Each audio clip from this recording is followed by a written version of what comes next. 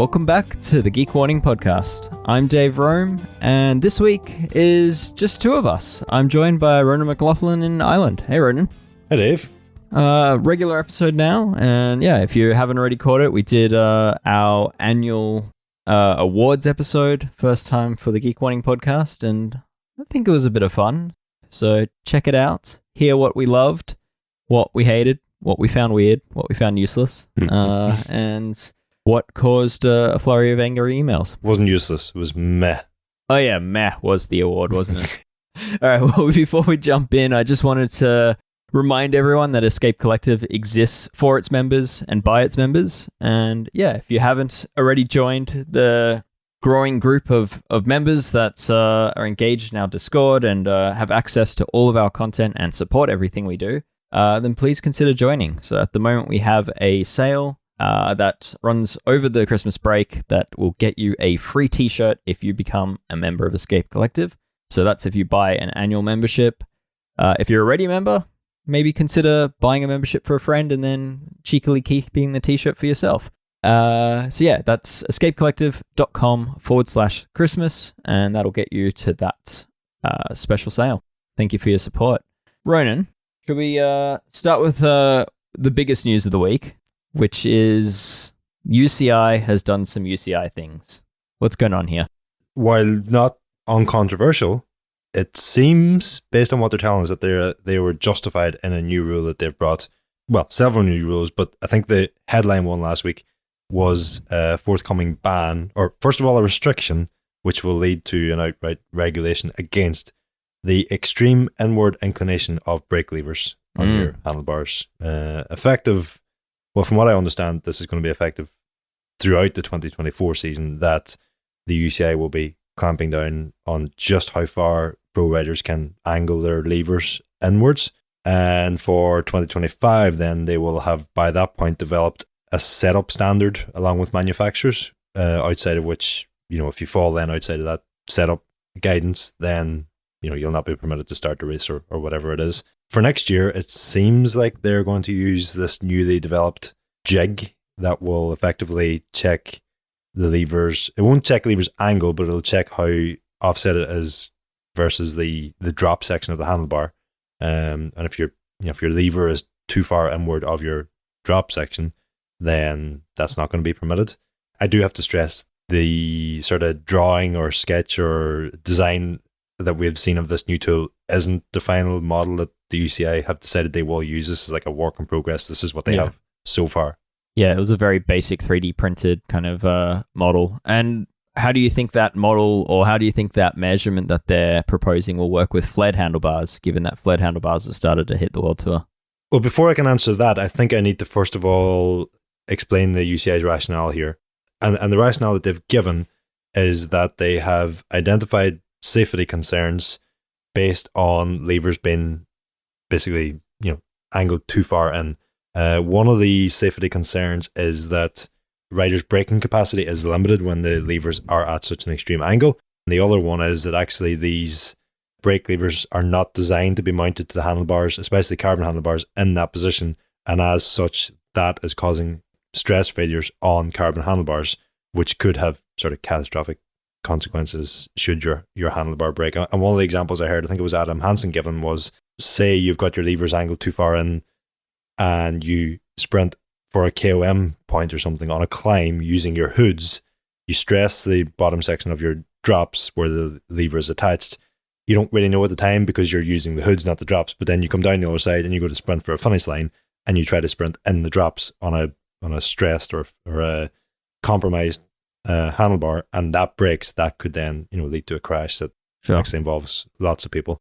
If the concern is levers being mounted incorrectly and flared drops allow riders to adopt these extreme lever angles on handlebars that are designed to accommodate them, then going by that rationale, the UCI shouldn't have an issue. But something tells me they might still have an issue. And so the question over flared handlebars sort of remains. I think it's, will that lead to a clampdown on sort of how flared your handlebars can be on the road? I'm not sure. I know a lot of pros that I spoke to were sort of conveying that they actually really don't like extremely flared handlebars in the bunch, because what often ends up happening is that a rider and his bike and his hands and his shoulders and everything can fit through a gap, but the flare on their handlebars can't. Yeah, that makes perfect sense. That's leading to a lot of crashes and that. So yeah, for sure. So it's a difficult one to answer. Yeah, technically speaking, with this new jig, if you had a flared handlebar, you could have the lever straight and relative to the drop of the handlebar, and it would still be angled, significantly inwards versus a straight line through the center of the bike.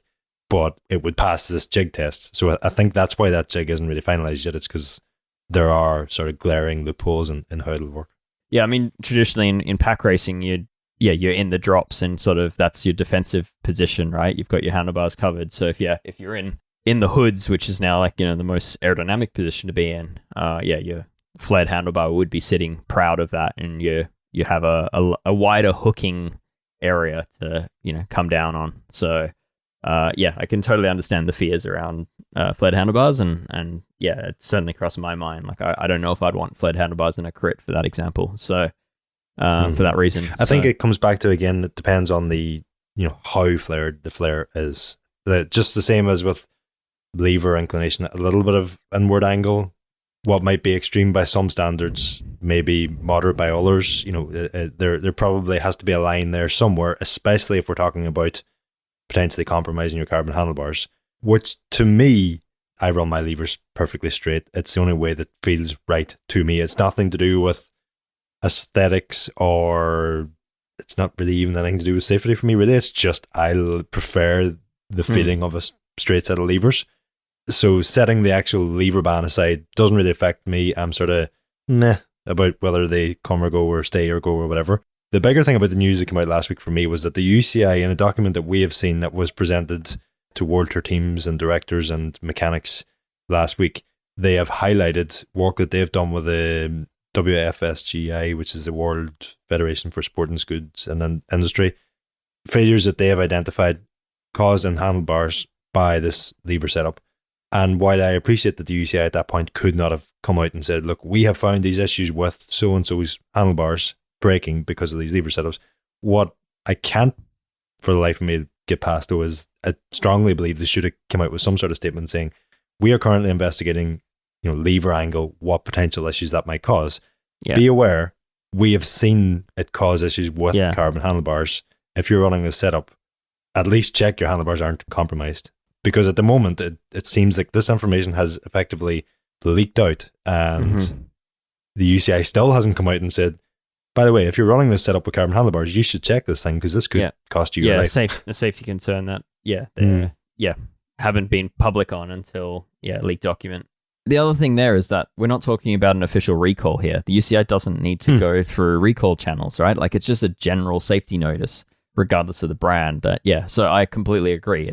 It's crazy that this was brought to the attention of manufacturers and riders effectively through a leaked document by the media. So, I think not just the media, but yours truly, Escape Collective. Thank you, Ronan. Yeah, that's the public service we need. I think from what I've heard from a number of mechanics, including some tech reps from drivetrain brands, is that the bigger concern here was that those extreme angles are actually, it's beyond the design scope of the levers, and therefore it causes a kink in the hose.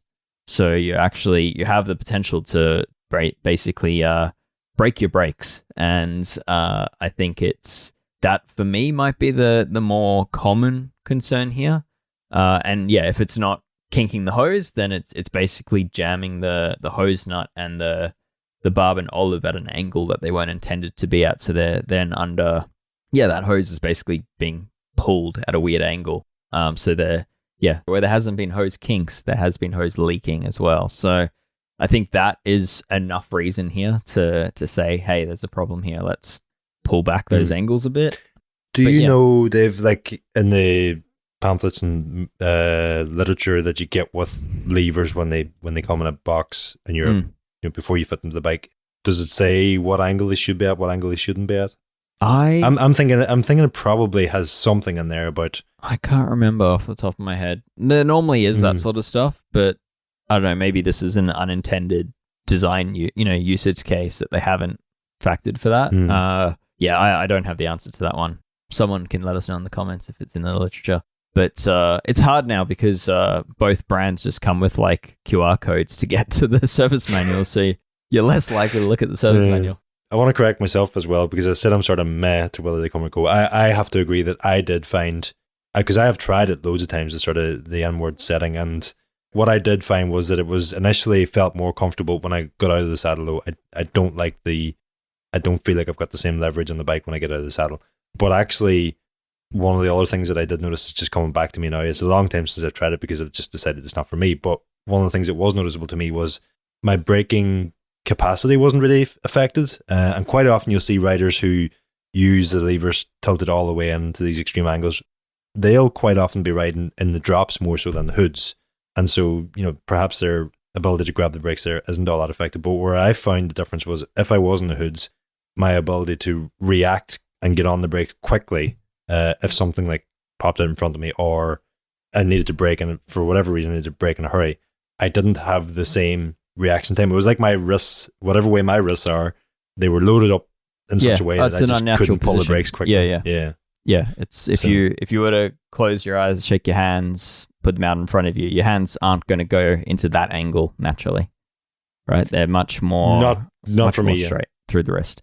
So unless you've had a history of like broken wrists and you probably really should have had surgery 10 years ago, then I don't think you're naturally going to fall into that angle. I've had one wrist that was broke twice, so I don't know if that's got something to do with it, but the other one's fine and it doesn't work for it either. So.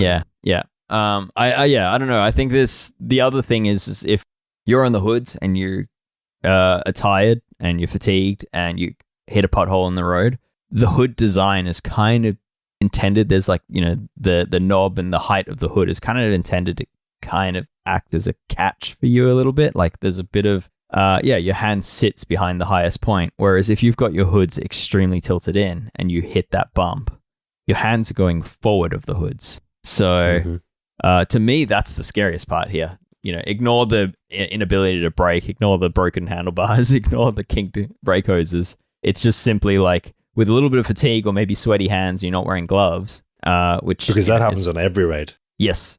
Well, yeah. So, it's just that I've crashed a bike from being bumped off the hoods, and to me, this position would just be infinitely worse in that regard.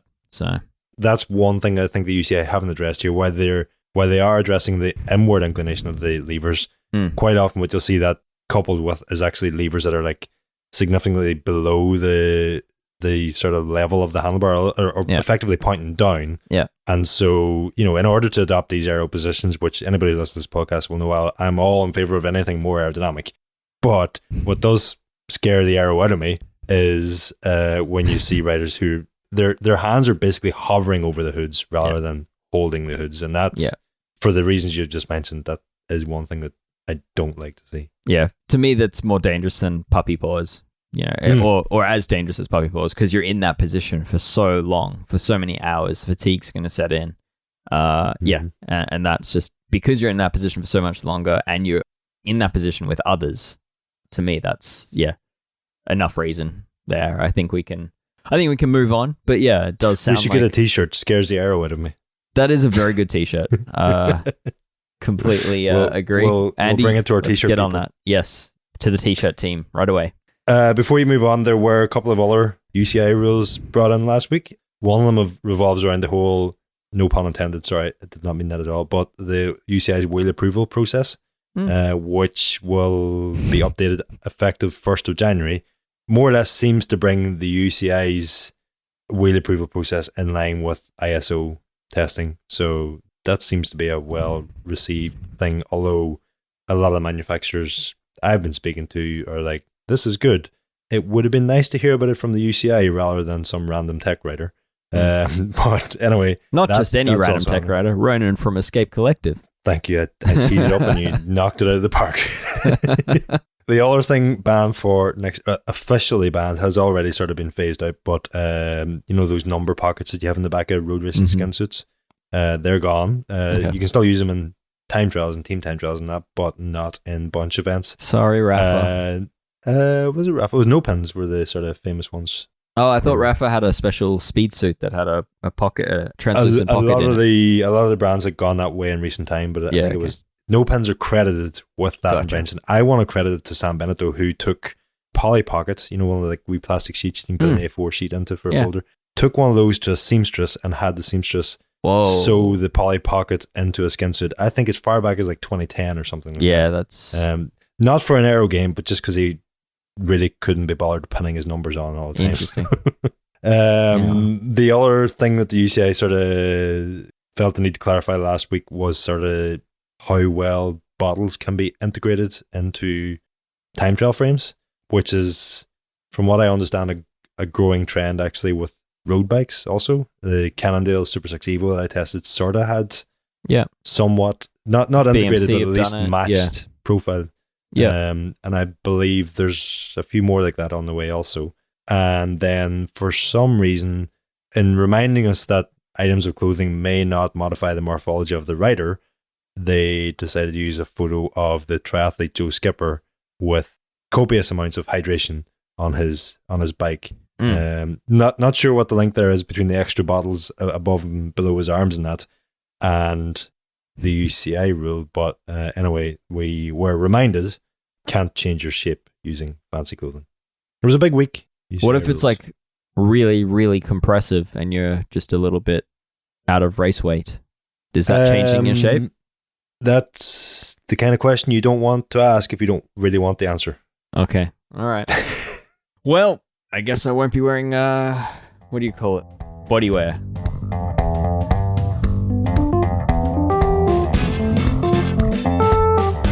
All right. Well, should we move on to what's on our mind? Yeah, I think so. All right. We'll sum up what's new in the world of tech at the end of the episode. But yeah, let's jump into what's on our mind. I'm keen to get your take on this, Ronan. Do we need a better name for endurance road bikes? Because the category used to be very, very popular. Now it's kind of got, I would say, associations with not being all that desirable for people that should be on them. I had mentioned this on my Instagram a couple of weeks ago in relation to the Domane that I have that has been all sorts of bikes, bar an endurance bike for me this year, from a race bike to a gravel bike to Roubaix bike, all sorts. But I'd never actually done like a huge endurance ride on it. It's a winter bike now, that's what it is. And at the time I had thought, like, these things are so versatile, we need a better name. But actually a trip to the local bike shop, well, earlier today actually, McConvey Cycles in Belfast, we were just discussing the guys in there. They're like giant specialized Pinarello dealers. This isn't an ad for them, I promise. This is relevant to this.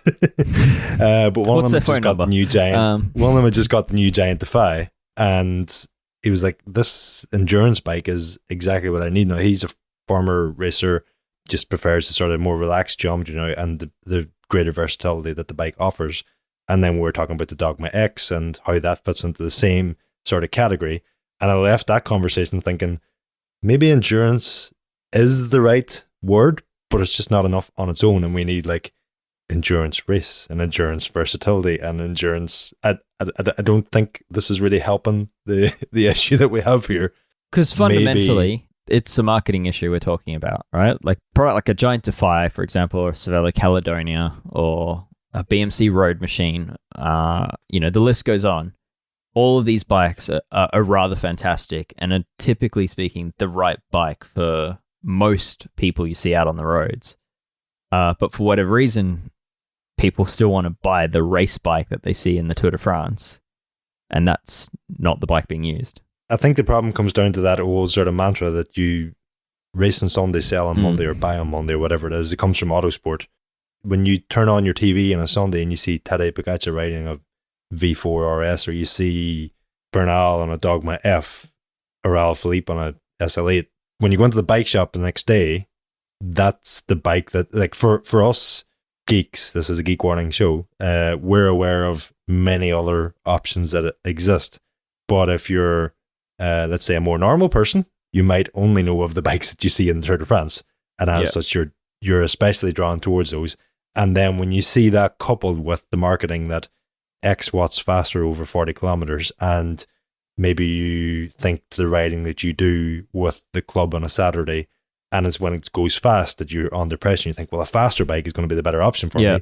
And then all of a sudden you end up on an SL8 with 3 centimeters of spacers below the stem and an 80 mil stem.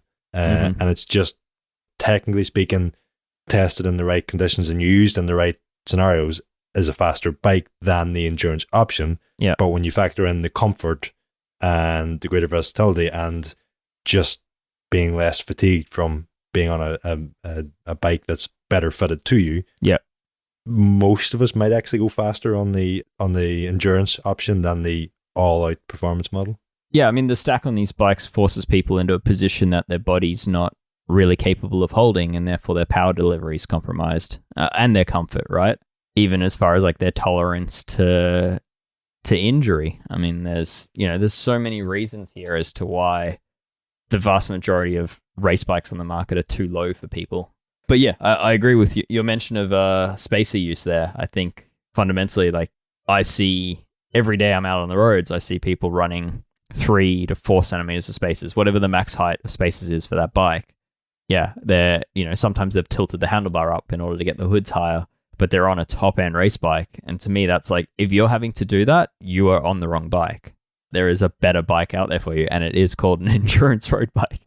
Call me cynical or skeptical or whatever, but I think that's a large part of the reason why we're seeing the likes of the Dogma X now, that is effectively the front end of a Dogma F, but higher and slightly shorter. Yeah. Why have we got an SL8 Roubaix now? Well, because it's an SL8, but it's a Roubaix, which is maybe more in line with what the majority of customers will be more comfortable on.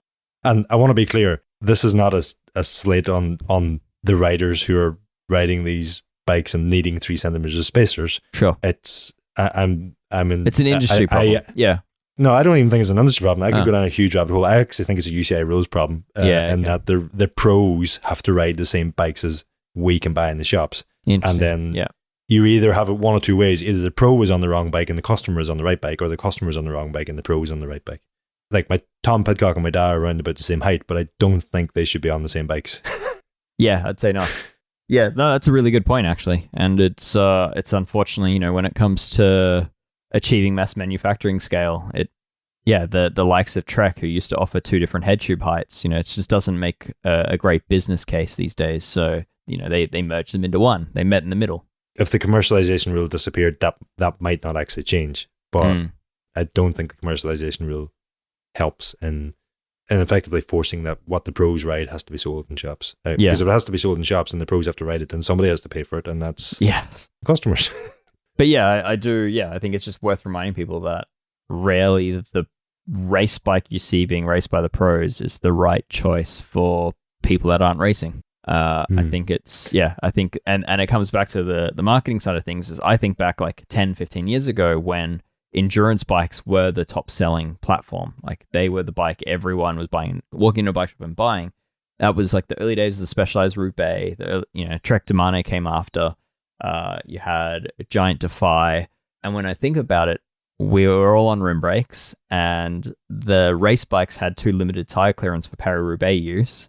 So all the pros would ride those endurance bikes for Paris-Roubaix, and therefore all the marketing materials from the brands could be like, this is the bike that won, Hell of the North, and this is such a cool bike. It got ridden at Paris-Roubaix, and people are like, oh, it got used by the pros at the coolest one-day race ever. I'll buy that. Fortunately, that doesn't happen anymore, because race bikes are so versatile in tire clearance that the pros aren't swapping bikes anymore. Yeah, that's a very good point as well. I mean, be a little bit positive here for a second. I do wonder if top-end race bikes and pro geometries will sort of start verging towards the endurance setup a bit more as we sort of realize the benefits of you don't necessarily have to be as long and as low as possible. I think they did previously, and enough pros complained that they went the other way again. Like, I'm thinking Cervelo for a while had made all their bikes quite tall and stack and really good for punters, but I remember a lot of pros having to run negative 17 mil stems on a size down frame, and still, you'd hear complaints about it. But yeah, I think, like, even if you look at Cannondale, for example, Cannondale to me have raised their stack heights over the years, and I think that's a really positive move. Yeah, I mean, there's still some very aggressive bikes on the market, but I think generally they've trended a little bit higher. Unfortunately, it's still a balance, right? It's a balance between the demands of the pros of what they're going to race on, because teams spending millions of dollars to have their top famous pros riding these bikes don't want that pro to look silly on a bike that's 3 sizes too small for them in order to achieve the fit they want. So yeah, I think there's still this, as you say, I think the UCI rule is forcing a little bit of too much compromise here. Just to clarify, I think as we become more aware of the sort of long-term potential for like things like iliac artery syndrome and even just being able to adopt a more aerodynamic position from having your handlebars higher, that might see the pros actually think, well, maybe the most aggressive setup maybe isn't the fastest. I'm a bit conflicted in this myself because the Cannondale that I reviewed was higher on the front end. The stack was, I can't remember exactly off the top of my head, was like 10 mil higher than like what I thought was around about the average for my size in that sort of space. But then I had the Ridley Falcon on review just before that, and it was significantly lower than I would have expected for my size. And I'm not going to lie, that felt fantastic when you get on it initially and you just slam the stem all the way down and it just feels low and aggressive and fast. All of that. I think longer term, if I was to pick one of the two positions, not one of the two bikes, but one of the two positions, I'd be erring on the side of caution and going for the higher setup. Speaking as someone who doesn't mind an aggressive position. Yep. I think, a minor tangent from this, but I think it, recent years we've seen the endurance category kind of, the label kind of lose appeal. So a lot of brands have started to call these all-road bikes, and I also don't think that's the answer. This customer still wants a true dedicated road bike. They don't want a bike that's kind of softened between road and gravel or made heavier as a result of it or whatever. I think they still want a pure road bike, and that's probably, unfortunately, it's probably why a lot of people have been forced to buy pure road bikes that are now race geometry when actually what they want is a pure road bike with endurance geometry. So I think, thankfully, we've still got like Cervelo Caledonia, although it's not as upright as I think a lot of people need still. But yeah, like Giant Defy is another, in that same sort of Cervelo Caledonia space where it's still a pure road bike. And I think that's, we just need more of that. Apparently my Dogma X review bike is still on the way. It is coming. Excited to try that because I think that is a pure road bike with endurance geometry. And I'll repeat it for the 40th time. Specialized Athos should have made the stack higher on that bike. Would have sold more of them. I don't think I've ever seen one not being used with like almost a full stack of spaces, at least on the roads here. And there's a lot of them on the roads here. I think there's still a big opportunity to have that bike with a higher stack. I think that's where the market is at the moment. Bar going to Worlds or something like that, I've never seen an Athos in the wild. Interesting. Yeah, okay. Gotta come to Sydney. They're everywhere.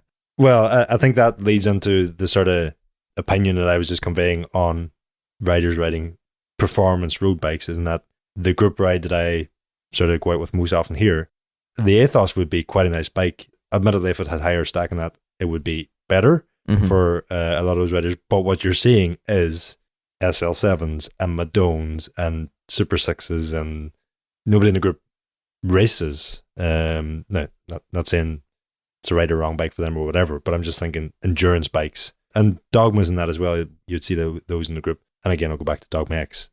I think what that type of bike now, and the Defy going forward also, what that type of bike offers is somebody who wants the bike that they've seen on TV, but with a rider-friendly geometry. Yeah, I actually think, I mean, I'm normally pretty hard on Pinarello, but I actually think they've got the right tact here, which is to use the Dogma branding on a bike that, because the customer associates Dogma with being the top end, the race model. Yeah, but have that branding on a bike that isn't the F. So, yeah, I think that is the right approach. Aesthetically, I don't know if it's the right approach. I just wish the X wasn't there. The what? The X. The X, yeah. Anyway, I'll stop. I almost said something positive, so I'll leave it there. Oh. Yeah. What else is on your mind? Crank lengths.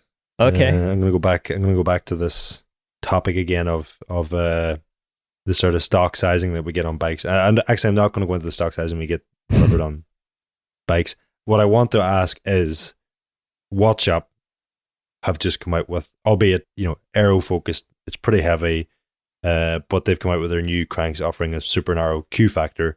They're 4 SRM power meters, so I think they're called Kratos SRM cranks or something to that effect. But what they have within them, and they're not the only ones to do this, but what these new watch shop cranks have is like a flip chip for crank length, and you can technically speaking, there's two different crank lengths options. There's like long or short, but effectively what you can get is anything from if I remember right off the top of my head, anything from 155 crank length right the way up to 175. Yeah. In one or two cranks with various flip chips. And I'm sort of wondering on my mind, will we ever get to the point where actually the mass reduced cranksets like the Shimano's, the Campags, the SRAMs in future, might that be a way of giving us more option to get the crank length we want on our stock builds? It's a nice thought. I really can't see it ever happening for the complexity and I guess, another area of failure, another area of creaking. It is a nice concept though. Am I right in thinking it was Look that was sort of the first major brand to do something? They had like the wee this? rotatable, which then was used by SRM. Yeah, SRM had it. I mean that was probably as prominent as I ever saw that such a design come. Yeah, I don't know. I don't see it unfortunately being adopted by SRAM or Shimano or Campac. Like, I have to admit, I didn't really see it either, but I kind of just wanted to mention it here on the off chance that somebody somewhere might pick up on it, and 10 years from now it might be an option. But yeah, like probably worth mentioning also things like the Rotor Aldo carbon cranks. You can like replace the entire crank arm, retain your spider, replace the crank arm. I have a set of those cranks. I have a 155, a 165, and a 170 set of crank arms, and you can interchange those. But it's significantly more expensive to replace an entire crank arm than a flip chip for a pedal spindle. Yep, absolutely. Yeah, I'm trying to think. I think Easton might be in the same space where you can replace just crank arms. I think SRAM not, because the spindle's integrated into the left crank arm. Shimano not, because the spindle's integrated into the right crank arm. So Campagnolo not, because the left and right crank arms integrated into the left and right spindle. But yeah, it's I think that you're right. There are options there, but no, unfortunately I don't see this idea hitting true mainstream reach. So Laverack and Aston Martin can make your crank length exactly the length you want. Not quite the same, but it can give you. Isn't the entire end section of the crank 3D printed in that bike we discussed a few weeks ago? So yeah. Just in that's case another way to go. Deliberating over color wasn't enough, you can now get to the nearest millimeter with your crank length. One can but hope. Yep. A nice one to hope for.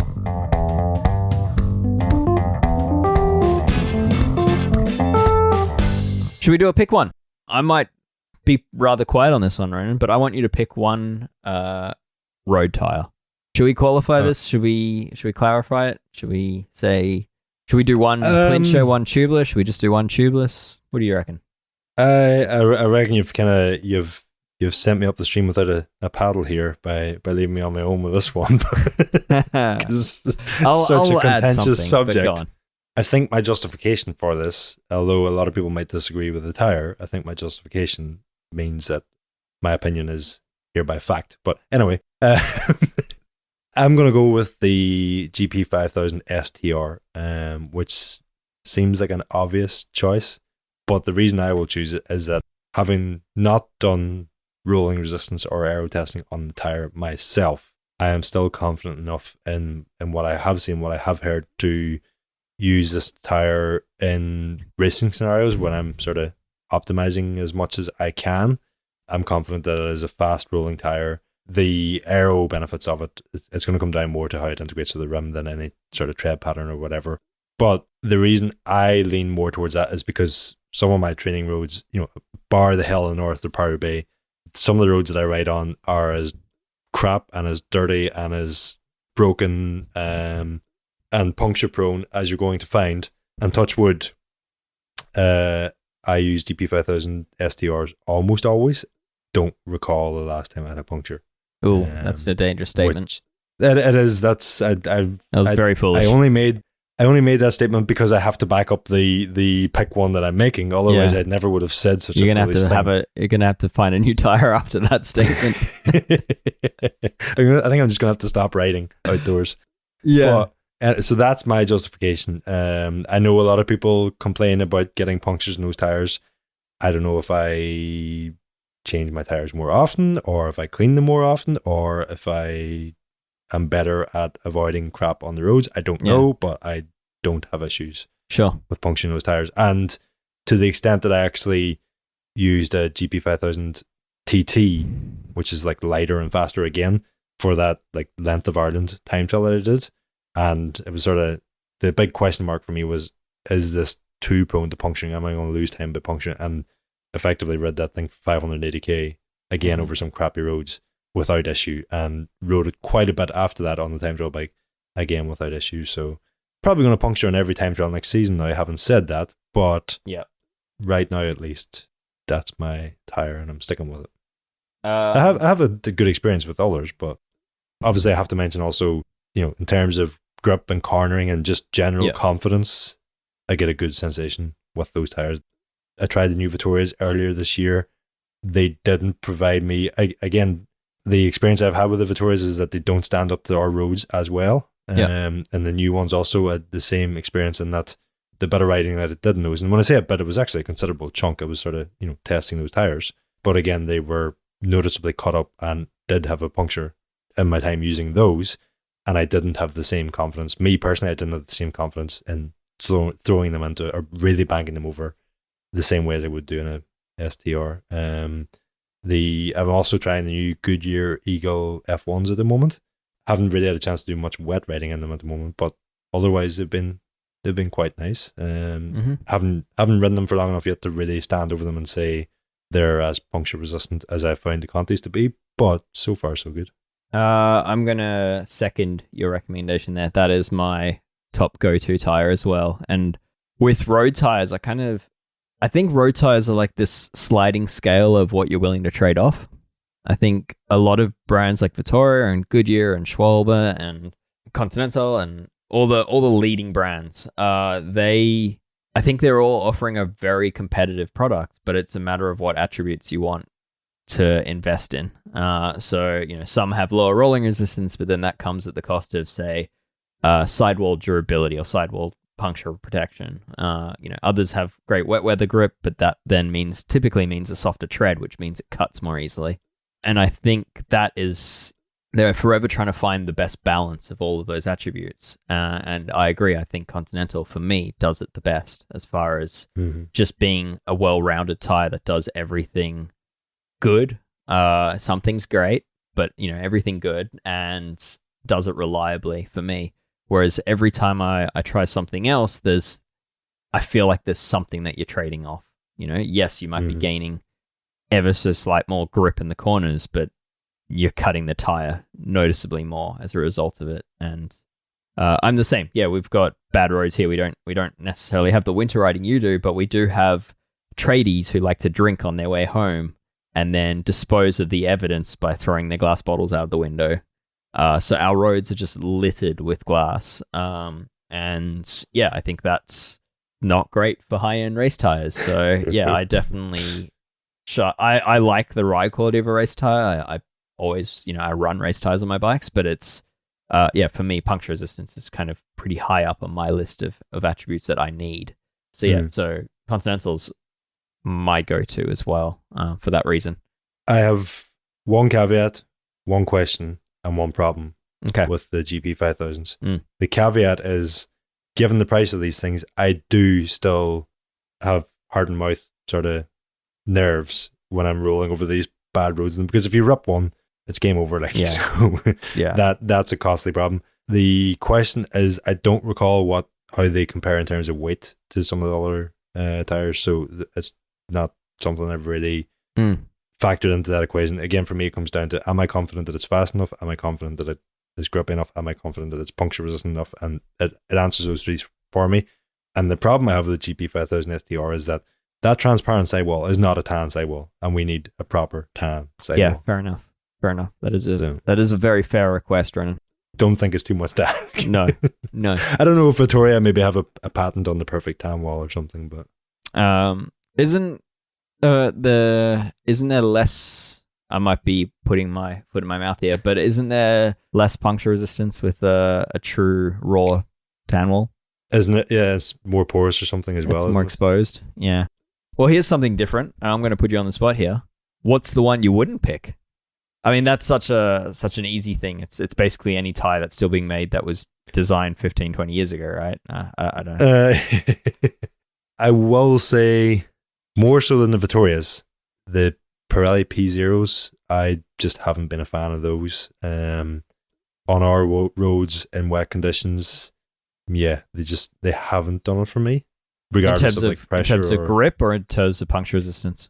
In terms of grip, yeah, puncture resistance, I haven't really had an issue, but that may also be because I haven't put up with them for long enough on a bike. I'll typically, I say put up with them, I don't mean it that way, but typically I'll have changed them before they've maybe had the chance to puncture. My big question there is, are we talking P0 from 2 years ago, or the ones that are now made in Italy?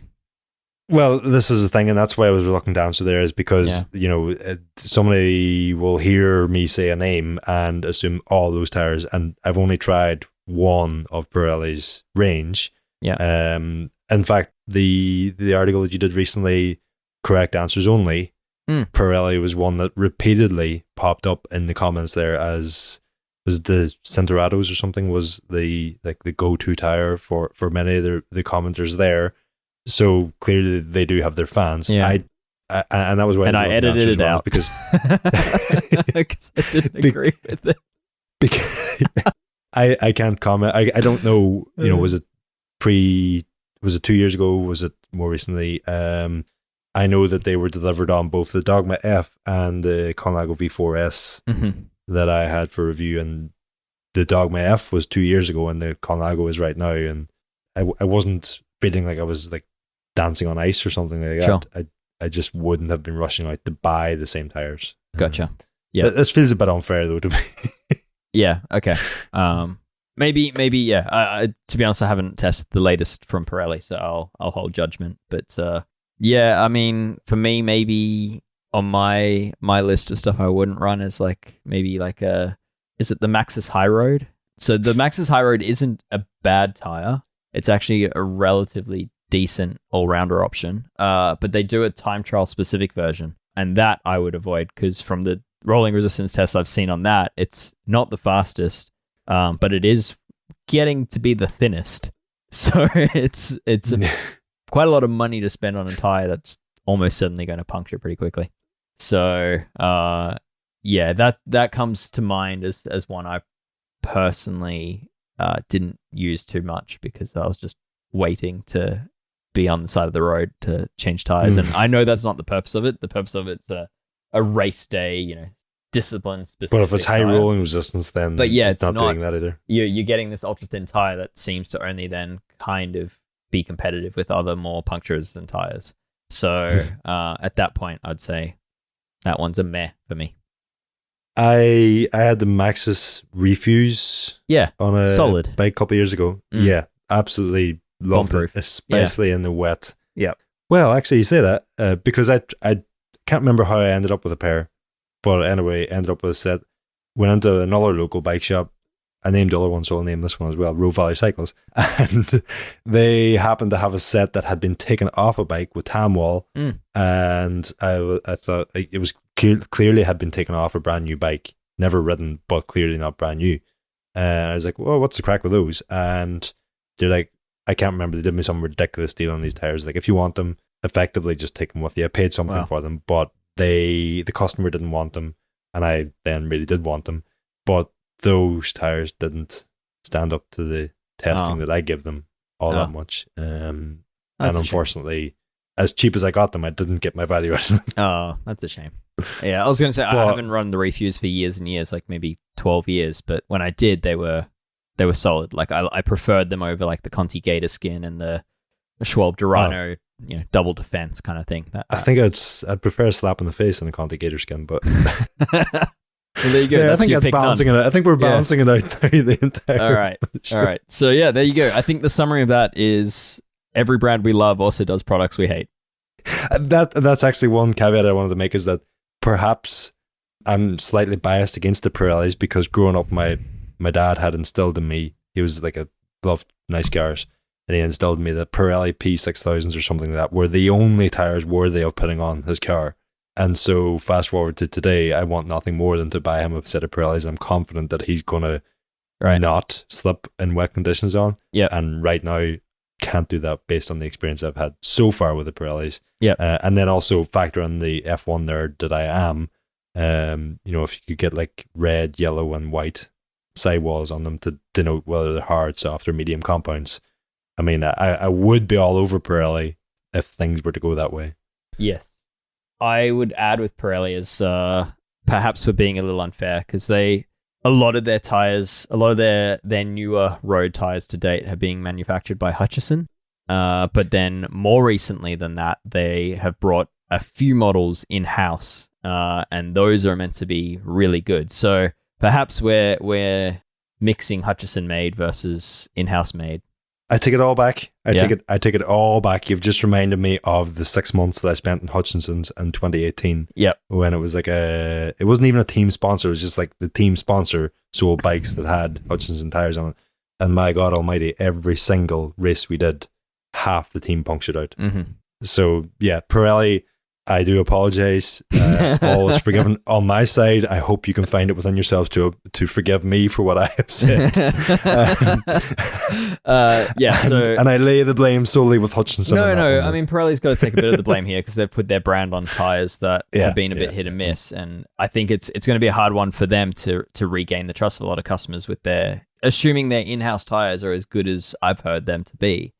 It'll take some time to regain the trust because people have bought these tires and had a poor experience, and that's the risk of outsourcing your manufacturing. But I too haven't run Hutchison for a few years, and I have some fond memories of Hutchison's, like racing on Hutchison Pythons in the mountain bike world, and 26-inch tires in like the gold color, and it was real classic kind of mountain bike tire. But then I also remember like the very first ever tubeless cross tire was a Hutchison.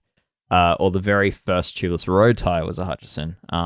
Neither of those were a good product. So anyway, it goes back to what I'm saying. Brands that we love also do stuff we hate. So first they give it and then they take it away. Yeah. All right. Well, I think we upset enough brands there. Should we move on? I think we better do quickly. Yes. Ronan, do you have a PSA for us?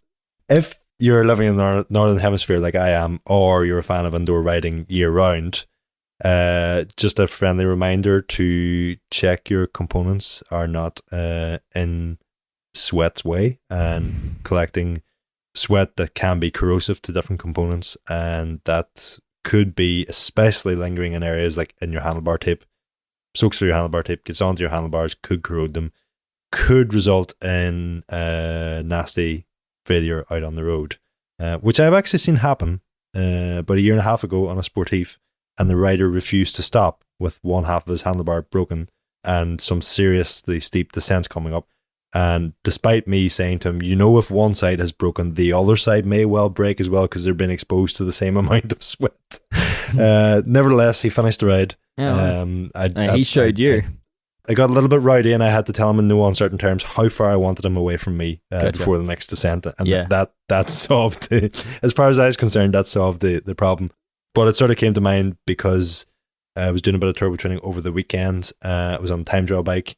I had forgotten the towel for the start of the session, so like threw a towel onto the bike midway through, didn't exactly get it where I thought I had put it, and when I got off the bike afterwards with the sort of base plate that is on the time trial bike that I have, there's like a little cubby hole in the front of it for holding your Di2 junction box, and it was actually just like literally a puddle, maybe a couple of centimeters deep, of pure sweat in this ew. And I was glad that I spotted it there and then got it cleaned out and like got the air compressor and I blew it all out, and so now it's all over your wall. No, I thought about that before I did it, so I like got a rag to cover everything. But it just sort of reminded me how much sweat could well be collecting all over. I mean, you can even just see it in stem bolts and headsets and all sorts. Just gets destroyed. Especially on the front end. Yeah. So I would say anyone with a trainer bike should be taking it outside every few days if it's getting used that often, and probably just washing it down.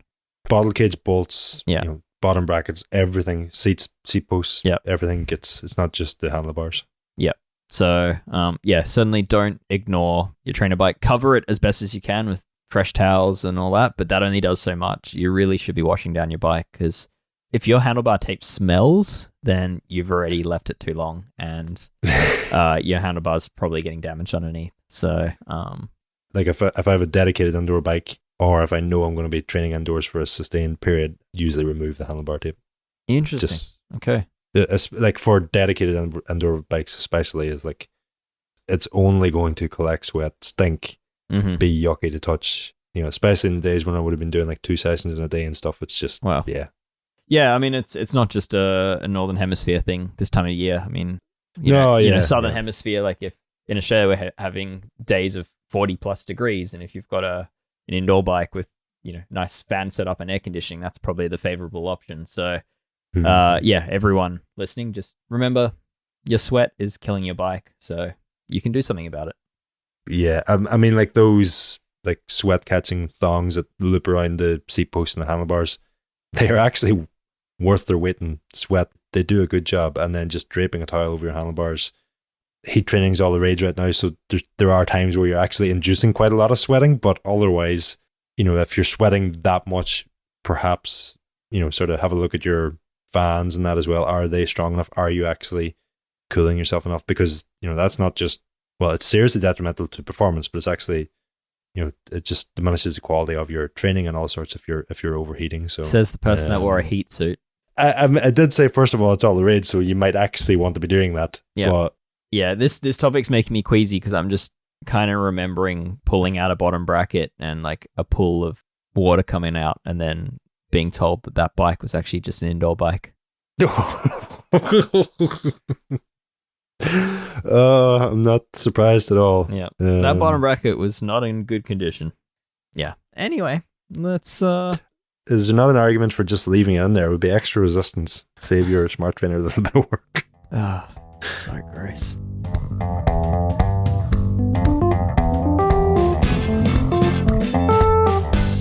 Let's wrap up with a little bit of news from around the world of tech. So Favero Assioma, the makers of Ronan and I's favorite power meter pedal, they have in Italy launched a new SPD compatible pedal, the Pro MX2.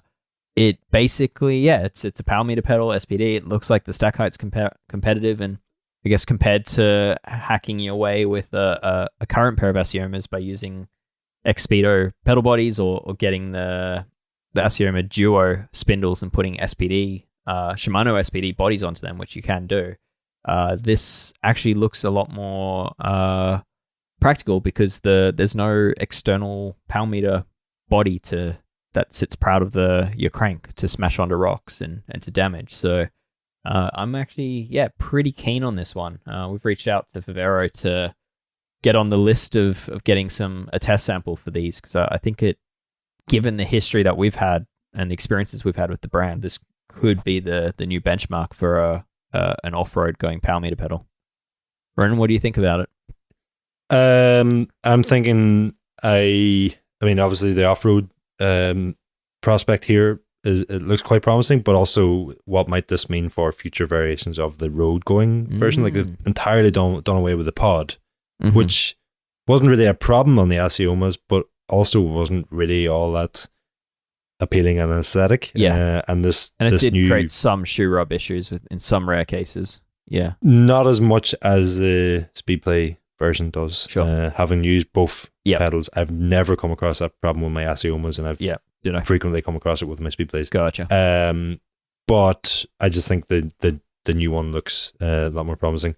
Cool. I thought it was brilliant that they've effectively just like, I don't know how this happened, but they've like a limited number of pre-launch pedals that they've just randomly sold in Italy. That it was like obviously not prototypes, but also not final versions or whatever. And it's just like, we have these couple of things, you can buy them if you want. Yeah, it just struck me as a soft launch where you potentially have 1,000 early adopting customers who are probably very involved, and those 1,000 people might give you some very valuable feedback to whether there's any issues before you roll out full production global scale. And especially being an Italian company, if you're only selling to Italian customers, then in theory getting those back for for inspection or anything is a lot easier. So it's something I've seen done by other brands before, but I'd say it makes quite a lot of sense in the space of power meters to do a soft launch like that.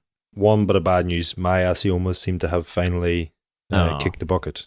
Battery which is issue. the first instance no, it's not actually the first instance I've heard of them failing, but no, I was just getting a random calibration error. I do need to reach out to them and see if there's something can be done, but yeah, it's getting wacky numbers. Failed 0 offsets. Damn. Every ride been plagued with having to 0 offset 5, 6, 7, 10 times or whatever. So how many kilometers do you think you've got on them? How many what? It's a lot. I got them this time 2019 perhaps. So 4 years ago. And I did mix them with speed play from about early 2021 onwards, but they've definitely done a lot of. How many kilometers in a year would you ride just in general? Usually about 15,000. Okay. Yeah, cool. I'm kind of wondering, did I partially induce a problem here in that with all that aero testing I was doing, they're swapping them back and forth between bikes. They're like back and forth between bikes like 6 times a day and like literally maybe 75 to 100 0 offsets in one day alone. I'm kind of wondering, did I bring this on myself here? Yeah. But actually, it just reminded me. They didn't break. They just quit. They just quit. They're like, we're overworked. The hours are too long. I actually broke one of the pods once. I was doing a gravel event and I was using the road version of the pedals, and a random rogue stone flew up from a wheel in front. Where did it hit? It managed to squeeze between the crank and my shoe and hit the power pod straight on and broke the power pod. So getting rid of it is actually I would hazard a guess that has not happened all that many times. You'd need to be very unlucky, but it actually, there is another benefit to getting rid of that pod. Yeah, for sure. And yeah, like off-road, you're going to smash that pod. At least on a mountain bike, you're going to smash that pod on a rock. So yeah, certainly using that design converted for mountain bike just didn't make sense to me. Probably get away with it on gravel, but I think eventually you're asking for trouble. So yeah, it's cool. Anyway, it's a product I look forward to. Hopefully, yeah, we see more global availability come in the new year. We'll update you all on that. Ronan, there's a new indoor trainer from Tax. What is it? Is it an indoor trainer or is it something from Star Wars? I'm not sure, but Tax have put their name on it either way, and they've decided to call it the Neo 3M. It's the new Tax Neo. It's got some pretty impressive stats. I mean, you've got the usual. It's a direct drive trainer. It simulates up to 25% gradient. I think it's up to like 2200 watts or something, but who actually hits that? Nobody really does. But then it's still got the sort of virtual flywheel that Tax have used in their trainers for a while there. It has the new motion plates that we've seen them come out with as an add-on last year, the year before for the Neo. It's now built into the trainer and you can toggle them on and off. So you've got like a bit of a motion plate built into the trainer. It also comes with like LEDs that give you a quick reference to what power zone you're in. And then the sort of standout feature to me was the fact that you can use it without it plugged into the wall. So without power, you won't get that LED feature, but it can like power itself. Yeah. So anybody like looking to do proper warm-ups, at events or something like that, or maybe they just want to train in a different part of the garden, you don't have reach. Or maybe you like the minimalist look in your apartment. Yes. And you don't want a cable around. Yep. Exactly. Yep. I mean, if you're looking for the minimalist look, this thing might not be it. Not be what. Yeah. I think it is the best looking trainer I have seen without a shadow of a doubt. But it is huge, and what is also huge is the price tag, which is £1,750 or 2,000 American dollars. Sorry, I don't have an Aussie dollar. No, that's right. It's too big of a number to read, regardless. So, I do feel like I'm missing out on a feature here as well. It's about 2 weeks ago that I sat on the call on this. Yeah.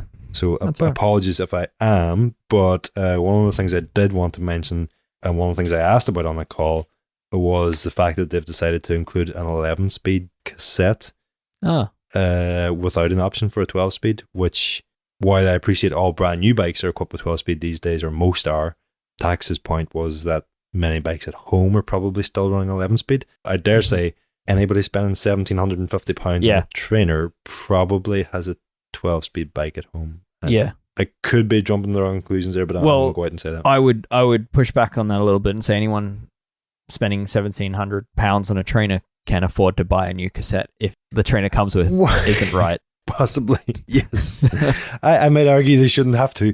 I don't remember the specific details, but one of the big things that Garmin was keen to stress was their plus or minus 1% power accuracy, and it's a problem that I've had with power meters for a while, in that we hear this plus or minus figure bandied about, and quite often it refers to a specific wattage at a specific cadence, and if it's within plus or minus 2%, then the power meter is approved for that accuracy across any range of power numbers and cadence figures, and all the different permutations that you could possibly have in terms of how they match up. What Garmin or Tax or whoever have done here is effectively they've created some sort of true 1% plus or minus 1% accuracy, and that they've tested it across a much broader range. I'm sure friend of the podcast, Shane Miller, GP Llama, has a much more detailed video for anybody who does want more details on it. Yeah. This kind of more just a heads up this thing exists. And of course, another Escape Collective member, Rainmaker over at DC Rainmaker, he also, I know he has a video up on this because I've watched it, and he also has a video up comparing it with the new Wahoo Kicker Move, which I think off the top of my head has more movement built into it, but Tax definitely have it beat in terms of the aesthetics. Gotcha. Does the M in the brand name of the new Neo 3M, is that for movement? Yes. Oh, there you go. It all makes sense. I answered yes, like I knew, but it was only I couldn't remember what the M stood for until you said movement, and then I did remember. Okay. A quick one is Niner Bikes, the company whose name came from just doing 29ers, and now they're probably better known for gravel bikes. They got acquired back in, I think it was 2018, 2019, by the same owners as brands such as Huffy and a few others. But yeah, they're moving. They've always been a Colorado-based brand, and have always aligned themselves as being a Colorado-based brand, like many others, like such as Yeti comes to mind as a classic Colorado brand. Anyway, they're moving. So yeah, that's going to happen pretty quickly, pretty soon, and they think business will be largely unaffected, but they're moving to Ohio. So yeah, it'll be interesting to see how, or if at all, that changes the way the brand approaches its marketing or its storytelling. But yeah, I saw that one come up on Bicycle Retailer Industry News, and I thought that was quite a big bit of news for a brand that's for so many years just been loyally Colorado in everything it does. So Ronan, Classified Power Shift, they have an app. Does it do anything? I can't actually answer that yet on two reasons. First of all, I haven't yet had a chance to download it and try it. All right, moving on. And secondly, I'm waiting on confirmation on a question that I have asked back to Classified in response to this news. But yes, basic details on this. Classified did introduce a new app for their PowerShift hub system, and the key features are noted as the option to assign custom action to your shifters, tailor your riding experience by assigning custom actions to your shifters, providing a personalized touch to every ride, check the battery level, and update firmware and create bike profiles for your Classified PowerShift system. So, I mean, updating firmware, that's obviously... That's useful, yeah. That's useful wherever you get that. Yeah. Checking the battery level, it's actually probably useful also. I'm not aware of a way you can do that otherwise, but I did have to charge the through axle recently just because I didn't know if it was charged or not. You can. There's a little LED on the through axle you can push the button on the through axle, but it can be tough to see, tough to access, depending on how you bounce. I presume there would be. I just didn't really want to take the chance or waste the time figuring out, so I just plugged it in. The question I had for Classified was whether or not assigning custom action to your shifters, given that that's plural, shifters, was in reference to their own like sprint shifter button for the Classified system, or was that in relation to third-party shifters, which would suggest integration for that power shifter button, which is the thing that you and I desperately want to see. Yeah, definitely. This app release raised further questions more than it provided solutions. But yeah, I think there is that tease with this app. So I guess that's why we bring it up. Is it could mean other things than Nia. It was confirmed back to me that the primary intention was to change the direction of the ring shifter. Gotcha. But there are more options than that available through the app. And to answer my specific question on third-party shifters, I need to give them time to come back to me on that. All right, cool. Because they didn't answer that in the email, but they said they would answer it. So I don't know what that means. Yes. Okay. Last on the list is Biker Head Composites. They are probably best known for their, I think it's a 4-spoke carbon wheel. You see them race at the World Cups under the Ghost team. They're kind of a very they stand out as far as a wheel set goes, and they do them for road, they do them for mountain bike. Danger Home used a pair on a recent road build that we covered. You see them around. They're not necessarily ever the lightest option, but they're aesthetically appeal to some. That is they don't appeal to me. So, but yeah, they've released a handful of new wheels, including a pair of wheels for cargo bike use, which is just pretty funny. But the one that stood out to me is they've got a new mountain bike handlebar, the Wonder Bar. It's very cross-country oriented. It's only 720 millimeters wide at its full width, and you can cut it down from there. Yes, Ronan, that is narrow for mountain bikes. Why